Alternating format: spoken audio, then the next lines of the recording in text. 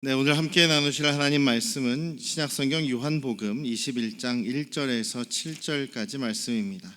우리 이호검 집사님 인도를 따라서 여러분과 교독으로 읽고 마지막 7절은 함께 읽겠습니다. 예, 성경 봉독하겠습니다.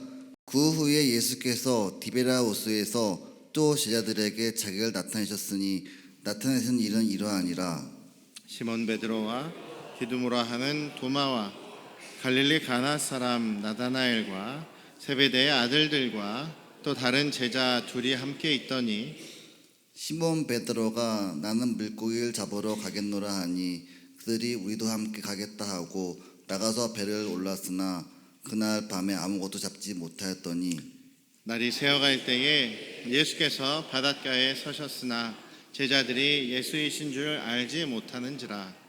예수께서 이르시되 얘들아 너희에게 고기가 있느냐 대답하되 없나이다. 이르시되 그물을 배 오른편에 던지라 그리하면 잡으리라 하시니 이에 던졌더니 물고기가 많아 그물을 들 수 없더라.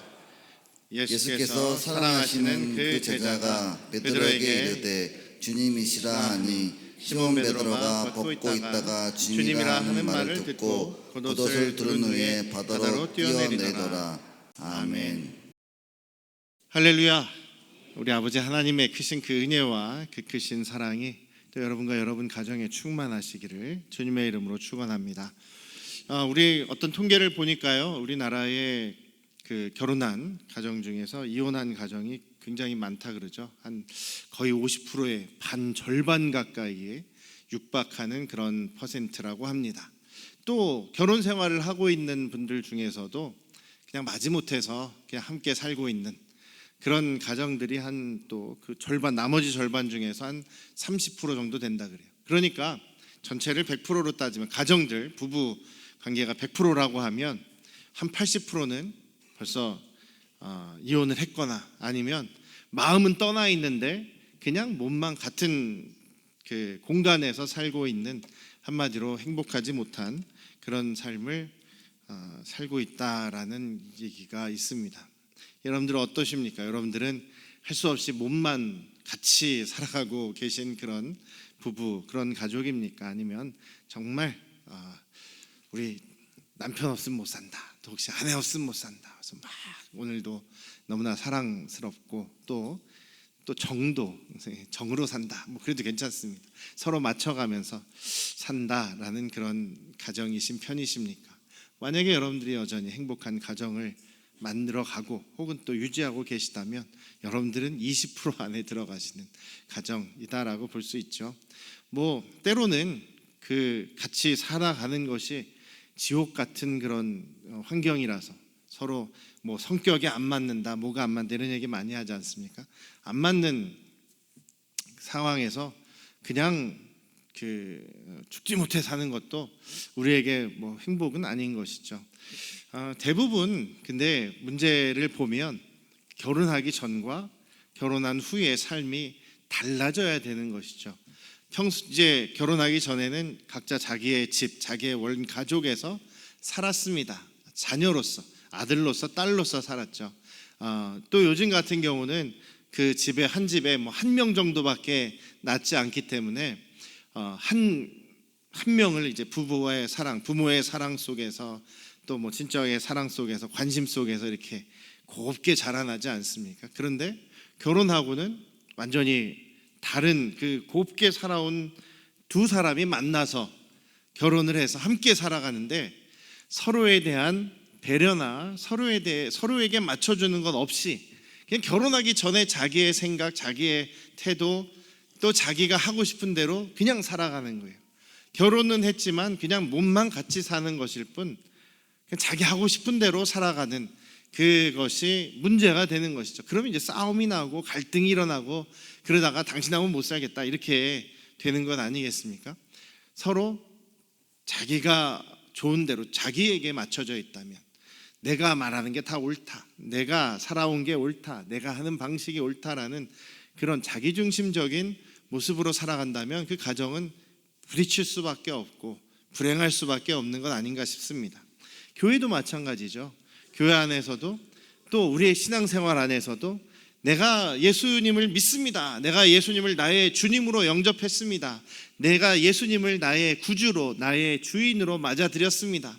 그래서 저는 이제 과거의 죄인이 아니라 예수 안에서 거듭난 그리스도인입니다라고 이렇게 말들은 많이 하면서 신앙생활을 하고 오는데, 전혀 예수님이 나와 함께하고 계신 것을 느끼지도 못하고, 예수님이 나를 통해서 역사하시는 것을 경험하지도 못하고, 예수님이 나와 함께 계심에도 예수님이 계신 것을 잘 경험하지 못하는, 그래서 저는 예수님이 계신 게 잘 안 느껴져요. 예수님이 정말 나와 함께 하시는지 잘 느껴지지 않습니다 라는 분들이 참 많다라는 것이죠. 우리가 예수님을 모시고 예수님을 주님으로 모시고 살아간다라고 하면서도 예수님이 우리의 삶 속에서 우리를 만나주시고 또 우리를 위해서 일해주시고 우리의 삶에 적극적으로 개입해 주시는 것을 우리가 경험 못하는 그 이유는 무엇이 있을까요? 왜 예수님을 믿는 가정이 여전히 불행하고 여전히 다툼이 많고, 주님을 자녀들이 모인 이 교회가 여전히 다툼이 있고 갈등이 있고 서로 미움이 있고 하다면, 그것은 무엇인가 문제가 있고 뭔가 우리가 지금 잘못 살아가고 있는 것이 아닌가라는 생각을 해보게 되겠죠. 성경에 그런 이야기가 많이 나와 있습니다. 예수님이 그 자리에 계신데도 불구하고 아무런 역사도 일어나지 않고 아무런 변화도 일어나지 않고 아무런 능력도 경험되지 못하는 그런 일들이 종종 있었습니다. 대부분의 경우는 불신앙 때문이죠. 예수님을 믿지 않고 예수님을 배척하고 예수님을 거부하는 경우에 그런 일이 있습니다. 그런데 또 어떤 경우는 예수님과 함께 있음에도 불구하고 또 주님의 능력을 경험하지 못하는 그런 경우들이 있다라는 것이죠. 오늘 성경에 오늘 저희들이 읽은 본문의 이 예도 어떻게 보면 그런 예 가운데 하나입니다. 오늘 본문에 보면 예수님께서 이제 베드로와 제자들을 만나시는 그런 장면이죠. 그런데 사도행전 1장에 보면은요, 사도행전 1장 3절에 보면 예수님께서 부활하신 후에 이 땅에서 40일간을 계셨다라고 말씀하십니다. 이 땅에 40일을 계셨다. 부활하신 후에 40일을 계셨는데 항상 제자들과 함께 계시지는 않았어요. 예수님께서 십자가에 달리시기 전에, 돌아가시기 전에는 제자들과 항상 함께 계셨습니다.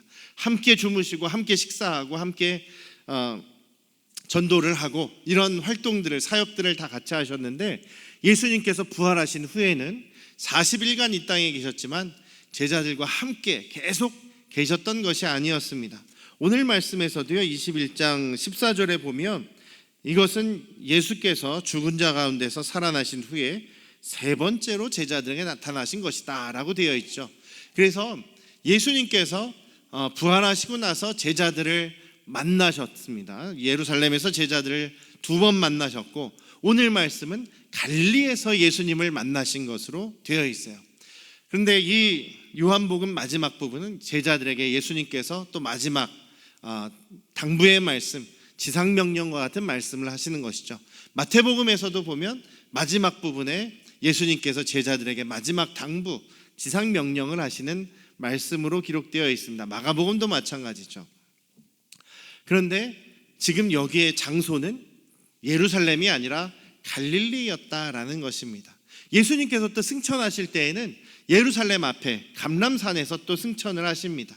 그래서 예수님께서는 부활하시고 예루살렘에서 제자들을 만나시고, 그 다음에 또 갈릴리에 가셔서 제자들을 또 만나시고, 나중에 또 승천하실 때에는 또 예루살렘 앞에서 감람산에서 승천하셨다, 이렇게 우리가 볼 수가 있습니다. 근데 예수님께서 왜 갈릴리에서 만나셨을까? 여기 보면 베드로는 또 고기 잡으러 가겠다 이렇게 얘기를 하죠. 다시 이제 자기의 업으로 돌아가겠다는 것이냐, 이렇게 우리가 또 볼 수 있는데 그것은 아니었습니다.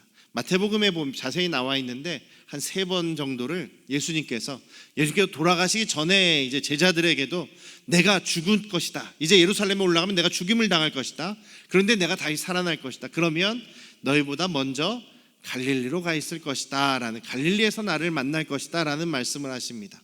예수님께서 부활하시고 난 다음에도 처음에 막달라 마리아를 부활하자마자 만나신 다음에도 제자들에게 가서 얘기해라, 내가 갈릴리에 가서 너희를 만날 것이다. 갈릴리로 와라 이렇게 말씀하십니다. 근데 그러고 나서 예루살렘에서 두 번 다시 만나십니다. 그리고 사라지신 거죠. 그러니까 40일 동안 계속 제자들과 같이 계셨던 것이 아니라 나타나셨다가 잠깐 말씀하시고 사라지시고 또 나타나셨다가 또 말씀 이런저런 말씀하시고 또 사라지셨다라는 거죠. 그런데 사도행전에 보면 예수님께서 40일간 계시면서 또 제자들하고 만나시면서 하나님 나라의 일들을 다시 잘 복습하고 설명해 주셨다라는 말씀이 나와요. 그래서 어떤 경우는 짧게 만나시고 어떤 경우는 좀 길게 만나시는 그런 일들이 있었던 것 같습니다. 그래서 오늘 말씀은 예수님께서 마태복음에서 여러 번 말씀하였듯이 갈릴리에 가서 내가 너희들을 다시 만날 것이다 라는 말씀대로 지금 예수님께서 제자들을 갈릴리에서 만나시는 장면의 이야기입니다. 그런데 예수님께서 시간 약속을 하시지는 않으신 것 같아요. 제자들에게 자 갈릴리에서 며칠 후에 정확히 어느 장소에서 뭐 시간은 몇 시에 이렇게 정해서 만나신 것이 아닌 것 같아요. 그러니까 제자들은 지금 예수님을 지금 갈릴리에서 만나기는 만나려고 하는데 예수님께서 만나자고 하셨는데 언제가 될지 모르는 거죠. 베드로와 같이 성격이 급한 사람은 답답함을 느낄 수 있지 않겠습니까? 예수님 언제까지 기다려야 되는 거야? 예수님께서 만나자고 했는데 지금 갈릴리에 지금 와 있는데 언제 지금 나를 만나 주시겠다고 우리를 언제 만나 주시겠다고 하는 건지 좀 기다리기가 답답한 상황이죠. 그래서 지금 베드로는 3절에 보면 지금 물고기나 잡으러 좀 가야겠다. 물고기나 좀 잡읍시다 이렇게 얘기를 하는 거예요. 예수님을 기다릴 겸 또 어떻게 보면 자기네 생계 원래 그 어부로 해서 물고기를 잡아서 팔던 사람들이었으니까 생계도 좀 좋을 겸 물고기를 잡으러 가겠다고 하는 겁니다. 그러니까 자기가 다시 어부로 다시 돌아가겠다는 얘기는 아니고 예수님을 기다리면서 지금 물고기를 잡으려고 하는 것 같아요. 그런데 물고기를 잡으려고 했는데 여기 보면 밤새도록 잡으려고 했지만 잡지 못했다라는 거죠. 밤새 고기를 잡으려고 했는데 잡지 못한 베드로입니다. 그러니 얼마나 베드로의 마음이 답답했겠냐 여러분들 상상이 되십니까? 베드로 원래 좀 성격이 급한 사람인데 예수님이 언제 오실지 모르는 것도 답답하고 또 그래서 예수님도 기다릴 겸 지금 겸사겸사 지금 물고기를 잡으려고 하는데 자기 생각대로 잡히지 않는 겁니다. 밤새 그물을 내렸다 올렸다 하는데 한 마리도 잡히지 않는 이 베드로가 얼마나 답답했겠느냐라는 걸 우리가 생각해 볼 수가 있죠. 그러면서 지금 물고기 잡는 것에 집중을 하고 있습니다. 이게 얼마나 집중을 하고 있는지 예수님께서 갈릴리 호숫가에 서서 제자들을 계속 한참 동안 보고 계시는데도 제자들이 전혀 예수님이신 것을 알아채지 못했다라고 되어 있습니다. 4절에 한번 보시죠. 4절에 보면 날이 새어갈 때에 예수께서 바닷가에 서셨으나 제자들이 예수이신 줄을 알지 못했다라고 얘기를 합니다. 그러니까 예수님께서 날이 이제 셀 때쯤에 새벽녘에 예수님께서 그때서야 갈릴리 호숫가에 이제 천천히 걸어오셔서 딱 서셨을 때 제자들이 못 봤다 이런 얘기가 아닙니다. 이것은 예수님께서 이미 그 자리에 한참 서 계셨다라는 얘기입니다. 이미 그 자리에 서서 계신데도 불구하고 제자들은 또 그렇게 멀리 떨어진 것도 아니에요. 왜냐하면 예수님께서 얘들아 너희에게 고기가 있느냐 물어보시지 않습니까? 이 아침 때는요 바람 방향이 반대라 이 바닷가 육지 쪽에서 강가로 가는 게 소리가 그렇게 쫙쫙 뻗어가지 않습니다. 그런데 예수님께서 얘들아 너희에게 고기 있느냐라고 물어보는데 이 사람들이 낌새가 좀 이상해야죠. 예수님이 딱 보면 예수님인 걸 알 텐데 전혀 예수님의 목소리도 못 알아보고 그냥 대충 얘기하죠. 없습니다. 없습니다. 예수님께서 다시 말씀하십니다. 그물을 그러면 오른편에다 던져봐라. 그러면 잡을 것이다. 딱 여기서 또 눈치를 채야죠. 예수님이신가? 아니 예수님 아니고 이런 말을 할 분이 없는데 예수님이신가? 라는 생각을 안 하고 그냥 한번 또 던져봤다는 얘기예요. 그냥 한번 물고기 그물을 그냥 또 그런가? 그래서 그냥 아무 생각 없이 고기 잡는 전문가들인 어부들이 그냥 아무 생각 없이 그물을 내렸다는 겁니다. 근데 올려보니까 그물에 갑자기 그동안은 그물을 던지면 이제 그물이 무거우니까 이렇게 천천히 가라앉으면 잡아 당기는 거잖아요. 그런 식으로 던졌다가 좀 기다렸다가 땡겼다가 이걸 계속 반복하고 있는데 이번에도 아무 생각 없이 던졌다가 무게가 내려가서 그물을 끌어당겼더니 갑자기 무거워서 못 올리는 사태가 벌어진 거죠. 그제서야 요한이 예수님이시다라고 이렇게 소리를 지르게 된 것이죠. 그 전에는 예수님이 이미 계셨는데도 못 알아볼 정도로 뭐 하고 있었길래 예수님이신 것도 못 알아보고 예수님의 말씀도 못 알아듣고 있느냐라는 거죠. 지금 자기의 생각에 빠져 있기 때문입니다. 왜 이게 안 되지? 왜 여기가 안 잡히지? 왜 그물이 뭔가 문제가 있나? 내가 던지는 방식이 잘못됐나? 자기 생각에 빠져 있는 그런 상황. 그래서 예수님은 그냥 갈릴리 바닷가에 그냥 계셨어도 제자들이 알아차리지도 못하고 도움을 받지도 못하는 그런 상황입니다. 그러니까 자기 일에 열중하느라고 예수님께 관심을 두지 못하는 모습, 이것이 바로 제자들의 모습인 것이고 또 우리들의 모습이다라는 거죠. 우리가 삶을 살아가는 동안에 예수님이 나와 함께 계신 것을 잊어버리고 산다는 거죠. 그럴 정도로 나에게만 집중이 되어 있는 상황에서는 예수님을 경험할 수 없는 것이죠. 예수님을 나의 주님이라고 하면서도 여전히 예수님을 우리의 바깥에 그냥 갈릴리 바닷가에 서 계시게 하는 그런 두어버리는 그런 모습 때문에 여전히 우리의 삶이 예수님을 믿습니다, 예수님을 모셨습니다, 예수님이 나의 주님이십니다라고 하면서도 늘 우리의 삶 속에서 승리하거나 또 풍성한 축복으로 가득 찬 것이 아니라 항상 어려움과 낙심과 또 고통과 아주 다툼과 갈등과 이런 상황들이 항상 우리의 삶의 한가운데 벌어지는 것을 경험하게 되는 것은 우리가 예수님을 우리의 삶의 바깥에 두고 있기 때문이다라는 것입니다. 성경에 그런 예가 참 많이 나옵니다. 어떤 예가 또 있냐면요, 빌립보 교회 같은 경우가 그렇죠. 바울 사도가 빌립보 교회에게 편지를 쓰면서 교회에 대해서 이런저런 얘기를 하면서 나중에는 콕 집어서 누구를 지목을 합니다. 유오디아와 순두계라는 두 사람을 바울 사도가 콕 찍어서 부탁을 합니다. 내가 유오디아와 순두계를 정말 강하게 내가 좀 권면한다. 두 사람을 참 권면한다. 제발 좀 같은 마음을 품어라. 좀 화목하라는 얘기입니다. 좀 한 마음이 돼서 다투지 말라는 이야기입니다. 유오디아와 순두계 두 사람이 다 빌립보 교회에서 정말 살림을 도맡아 했던, 봉사를 도맡아 했던 그런 충성스러운 여인들이었던 거죠. 그런데 둘이 자꾸만 다투는 거예요. 마음이 안 맞는 겁니다. 주님의 일을 하면서도 행복하지가 않은 거예요. 그 교회가 평화롭지가 않은 겁니다. 왜 그랬을까요? 한마디로 둘이 서로 내 방법이 옳다, 내가 선하다, 내가 옳다, 네 말은 틀렸다, 너는 문제다, 너는 잘못됐다 하면서 서로 고집하는 거죠. 서로 비난하는 거죠.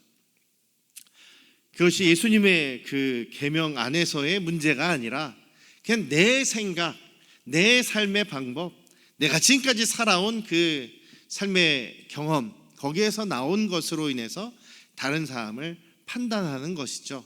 예를 들면은 밥을 하는데 밥을 10컵을 펐는데 거기에 물을 3컵 반을 할 것인지 4컵 반을 할 것인지 이 차이 아니겠습니까? 이런 차이, 나는 이게 맞다, 너는 저게 틀리다. 제가 신혼부부들한테 자주 하는 얘기로 결혼하고 나서 화장지를 앞쪽으로 돌아가게 걸을 것이냐 뒤쪽으로 돌아가게 걸을 것이냐, 이거 갖고 싸운단 말이죠. 내가 맞고 너는 틀리다. 그것을 고집하다 보면 나중에는 큰 소리가 나게 되겠죠. 특히 우리 남자 같은 경우에 그 아내들이 말을 안 들면 점점 내 생각대로 안 따라준다 그러면 점점 막 목소리가 커지고 막 소리 지르고, 애들한테도 그러지 않습니까? 소리 지르고 화내고. 우리 안녕 성도교회 가족들은 서로 화내지 않았으면 좋겠어요. 어떤 상황에서도 목소리를 크게 내지 않으셨으면 좋겠습니다. 목소리는 찬양할 때만 크게 내셨으면 좋겠어요. 그렇게 하실 수 있겠습니까? 내 목소리는 찬양할 때만 크게 하겠다. 할렐루야. 아멘 하신 분 있어요. 자, 우리 옆에 계신 분들하고 한번 이렇게 다짐해 보시죠. 내 목소리는 찬양할 때만 크게 하겠습니다. 고개를 숙이는 아버지들도 계세요. 그렇죠? 그래서 목소리가 커지면은요, 그게 뭐냐면 상대방을 협박하는 거예요. 협박하는 거예요. 강제적으로 위협하는 겁니다. 저도 그걸 깨달았어요.